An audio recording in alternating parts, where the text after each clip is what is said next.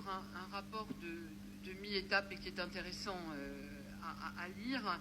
Vous souhaitez fixer le cadre général d'accompagnement des fonds publics en la matière et en matière de développement de la méthanisation dans le Grand Est.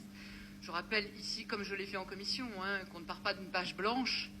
mais bien que cela fait depuis des décennies que l'ensemble des acteurs publics et privés agissent en ce sens, particulièrement les collectivités, avec une action conjuguée et qui fait d'ailleurs le résultat et le parfait état des lieux qui vient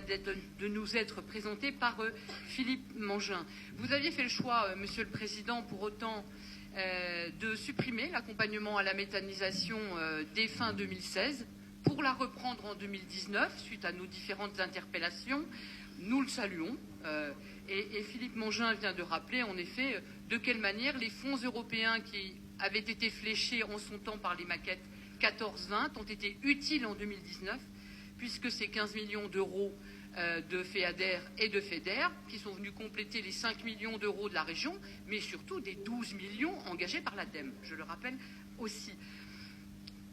Vous nous indiquez ici des propositions, pour autant nous avons quelques inquiétudes, je les ai formulées aussi lors de la commission. Au rythme où le plan souhaite développer les unités de méthanisation dans le Grand Est, et nous le constatons déjà dans les territoires, ce sont les conflits d'usage sur la ressource, et notamment des concurrences qui sont vécues par les éleveurs notamment, lorsque des unités de méthanisation sont fortement présentes sur un territoire